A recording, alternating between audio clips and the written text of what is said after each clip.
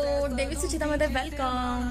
आज काहीतरी नवीन टिप्स घेऊन आलेली आहे तुमच्यासाठी. सो माहिती आहे का तुम्हाला की आज मी काय घेऊन आली? जसं स्किनचं रुटीन असतं ना, तसं हेअरचं पण रुटीन असतं. स्किनवरती आपण प्रत्येक स्किनवरती वेगवेगळे प्रोडक्ट यूज करत असतो. जसं की फेस वॉश झाले, क्रीम झाल्या, सनस्क्रीन झाली, नाईट क्रीम झाली, डे क्रीम झाली, भरपूर प्रकार येतात. तसंच हेअरवरती पण आपण कोणते शॅम्पू वापरले पाहिजे, कोणी कोणी कोणत्या शॅम्पूचे कसे कसे हेअर वॉश केले पाहिजे, ह्या सगळ्या गोष्टींसंदर्भात मी आज बोलणार आहे. सो व्हिडिओच्या शेवटपर्यंत राहा. तुम्हाला या गोष्टींमधून खूप काय फायदा होईल की एक्झॅक्ट आपण कोणता शॅम्पू आपल्या केसांसाठी यूज केला पाहिजे. चला तर सुरुवात करू. फर्स्ट आहे जे ॲथलीट्स आहेत, जे खूप जिमला जाऊन त्यांच्या केसांमध्ये खूप घाणेरडा स्मेल येतो, खूप केस भिजतात घामाने, त्यांच्यासाठी आहे माइल्ड शॅम्पू जो सल्फेट फ्री असतो. आता तो शॅम्पू त्यांनी कसा वापरावा?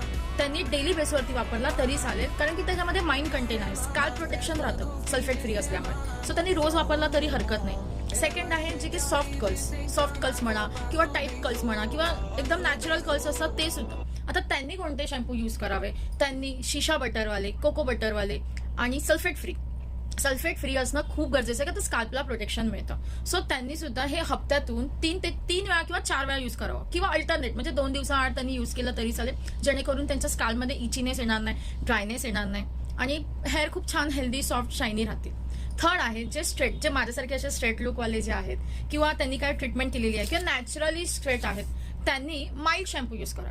त्यांनी तो डेली बेसवर यूज केला तरी चालेल किंवा त्यांनी हप्त्यातून 3 वेळा 4 वेळा यूज केला तरी चालेल, जेणेकरून त्यांचे स्काल्प प्रोटेक्शन राहणार आणि इचीनेस, ड्रायनेस होणार नाही किंवा डॅन्ड्रफ सुद्धा होणार नाही. आता कंडिशनिंग कसं करावं? तर तुम्ही लॉरियर यूज करताय, स्ट्रिक्स यूज करताय किंवा मॅट्रिक्स यूज करताय, वॉट एव्हर ज्या पण कंपनीचं तुम्ही शॅम्पू घेणार आहात त्या सेम ब्रँडचं तुम्ही कंडिशनिंग घ्या.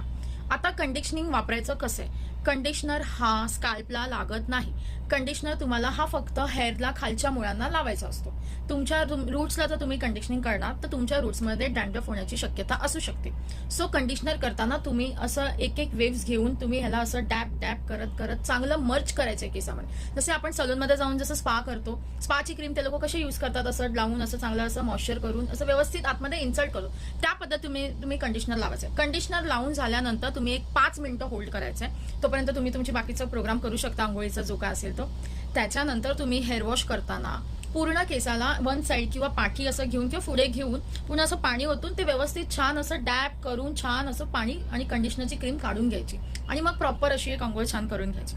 ह्या सगळ्या टिप्स खूप इम्पॉर्टंट असतात, जेणेकरून डॅन्ड्रफ होत नाही, इचीनेस येत नाही आणि हेअर खूप छान हेल्दी सॉफ्ट राहतात. आता कमेंटमध्ये मला विचारा तुम्ही की कोणत्या हेअरसाठी कोणत्या शॅम्पू वापरायचे. तुम्ही मला कमेंट करा, मी तुम्हाला शॅम्पूचे नाव सांगेल. So bye bye, thank you for watching.